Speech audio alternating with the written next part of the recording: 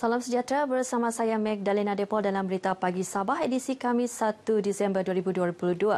Sabah terus menjadi negeri pengeksport utama hasil perikanan sekaligus penyumbang kepada imbangan dagangan positif antara 600 juta hingga 900 juta ringgit setahun.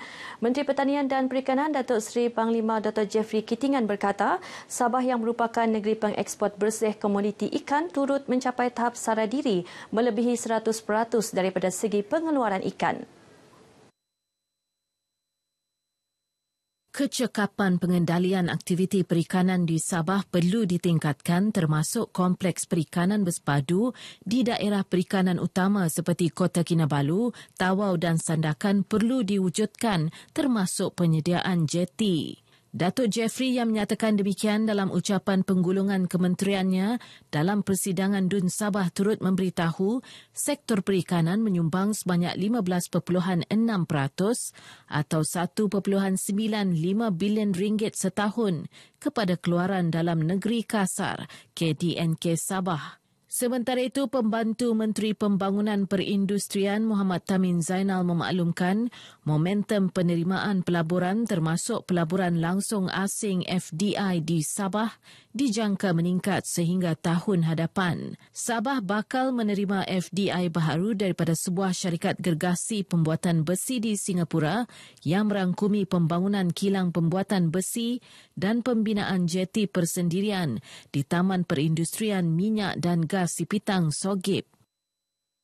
Inisiatif pelaburan yang sedang diselaraskan oleh kementerian saya ini dijangka akan menjadi pelaburan terbesar bakal diterima oleh negeri Sabah dengan sebanyak 10,000 hingga 15,000 peluang pekerjaan akan diwujudkan semasa fasa pembinaan dan 1,752 peluang pekerjaan bakal dimanfaatkan oleh rakyat negeri ini semasa fasa pertama pengoperasian kilang tersebut.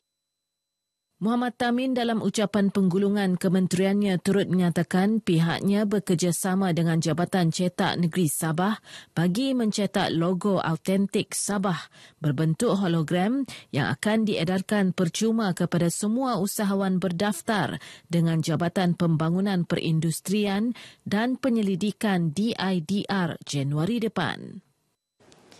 Setiap permohonan lesen perniagaan di negeri ini perlu diproses mengikut keperluan syarat-syarat agensi teknikal terlibat, polisi semasa dan ordinan lesen perdagangan. Menteri Kerajaan Tempatan dan Perumahan Datuk Seri Panglima Marsidi Manjun berkata, bagi lesen dalam kategori tidak berisiko, proses pengeluaran lesen tidak memerlukan ulasan jabatan teknikal dan boleh dikeluarkan dalam tempoh 7 hari selepas permohonan diterima. Manakala bagi lesen berisiko memerlukan ulasan jabatan teknikal seperti Polis Diraja Malaysia PDRM, Jabatan Kesihatan, Jabatan Bomba dan Penyelamat serta jabatan-jabatan lain yang relevan. Lesen akan dikeluarkan dalam tempoh 45 hari selepas permohonan diterima. Bagi lesen pengilang, ia memerlukan kelulusan Jawatankuasa Perancang Bandar dan Jawatankuasa Pelan Pembangunan. Datuk Marsidi menyatakan demikian dalam ucapan penggulungan bagi kementeriannya dalam persidangan DUN Sabah di Kota Kinabalu. Sementara itu, Menteri Belia dan Sukan, Datuk Elron Angin dalam ucapan penggulungannya berkata 2,403 program melibatkan 182,323 belia telah dilaksanakan pihak kementerian dalam tempoh 4 tahun bermula 2019 hingga 2022. Antaranya program jaringan kerjasama golongan belia dengan jabatan atau agensi kerajaan dan badan-badan bukan kerajaan, program hak upaya Persatuan Belia Akar Umbi, program perpaduan sosial bersama pemimpin masyarakat serta program kemahiran. Kementerian Pembangunan Luar Bandar Sabah akan terus memperkasa usaha meningkatkan pendapatan, kesejahteraan golongan sasar khususnya golongan miskin serta miskin tegar luar bandar melalui program sedia ada maupun yang baharu. Pembantu Menterinya Datuk Harun Durabi berkata sebanyak 10 program pembangunan keusahawanan boleh diceburi termasuk program industri rumah burung walid RBW persendirian atau komuniti berdasarkan kriteria ditetapkan kementerian. Kementerian turut memberi perhatian terhadap program kemiskinan sedia ada seperti program Mini Estate Sejahtera Message, program Perumahan Rakyat Termiskin PPRT, bantuan Rumah Sejahtera Rakyat Sabah dan Rumah Mesra Sabah Maju Jaya SMJ. Program ini akan memberi manfaat kepada seramai 1,500 penerima dengan agihan sebanyak 20 unit rumah setiap Dewan Undangan Negeri DUN kepada semua 73 kawasan DUN. Datuk Harun menyatakan demikian dalam ucapan penggulungan kementerian dalam persidangan DUN Sabah. Dalam perkembangan lain, kerajaan negeri menerusi agensi berkaitan termasuk Dewan Bandaraya Kota Kinabalu DBKK sedang mengenal pasti kawasan-kawasan tanah kerajaan termasuk setinggan untuk dibangunkan semula menjadi kawasan lebih bernilai dan lengkap kemudahan infrastruktur awam moden.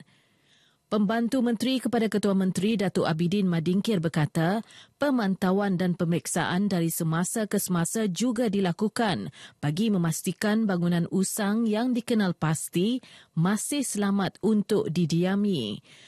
Bagi bangunan usang bersejarah, tindakan bersesuaian akan diambil bagi mencadangkan struktur tersebut dibaik pulih.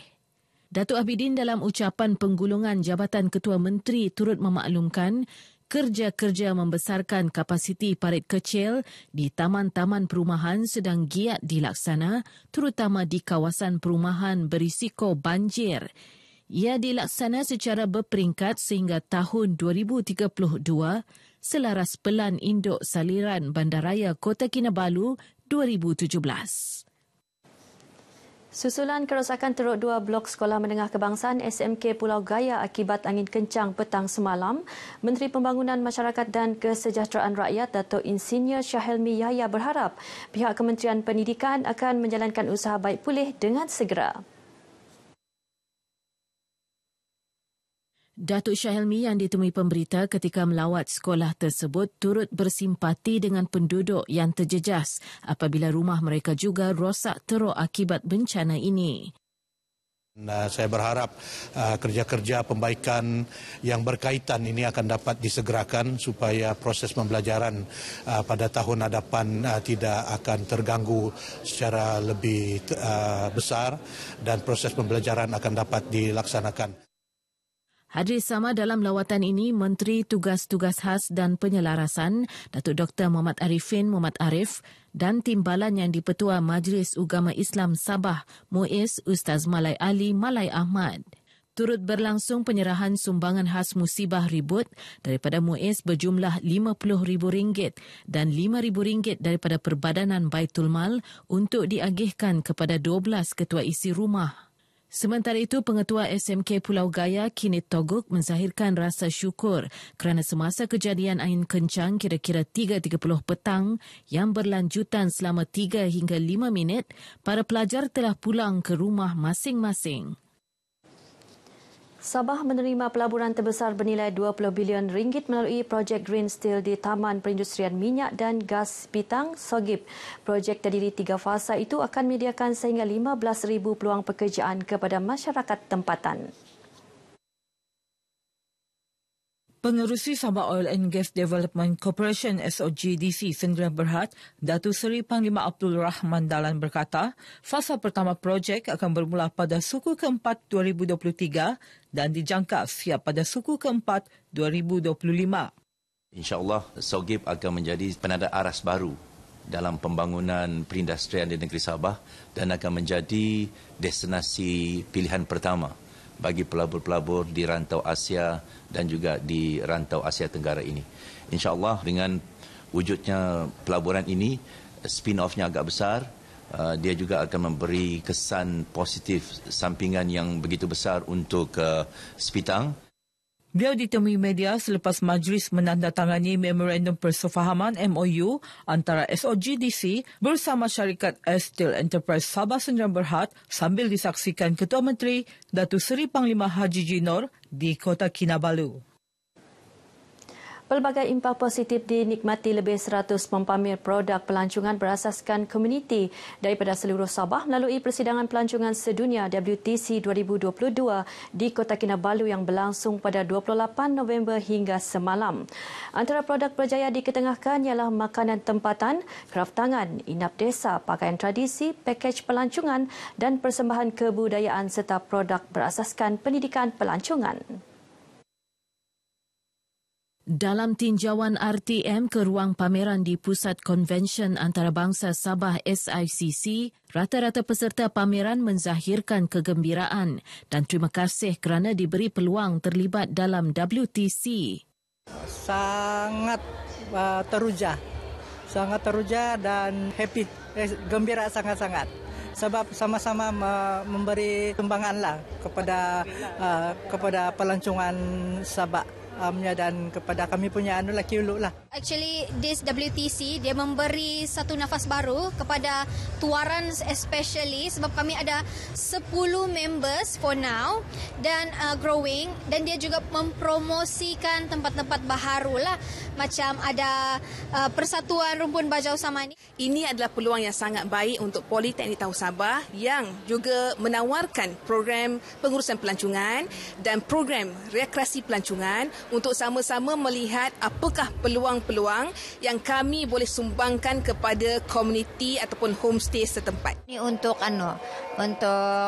baju tradisi, bikin kasih cantik-cantik lah. Kalau ini saja mau dibuat, mungkin satu hari boleh buat 1 meter begitu. Tapi ada 2 cara dia membuat, Pak.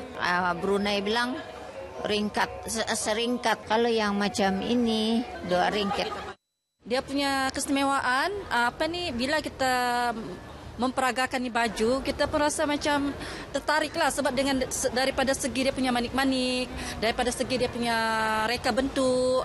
Kalau boleh kita minta dianjurkanlah setiap tahun tu dia mesti ada lah sebab dia mengeratkan silaturahim antara daripada negeri lain. Program kali ini dia sangat memberi manfaat yang banyaklah kepada kami, terutamanya untuk produk cendawan sebab produk cendawan ini tidak ramai yang tahu boleh dibuat sebagai produk hiliran, maksudnya yang sudah diproses menjadi makanan. Kesemua pempamer turut mengharapkan lebih banyak program bertaraf antarabangsa seumpama dianjurkan di negeri ini. Baik, sekian paparan untuk Berita Pagi Sabah kali ini. Teruskan bersama pelbagai platform RTM untuk perkembangan semasa. Salam hormat.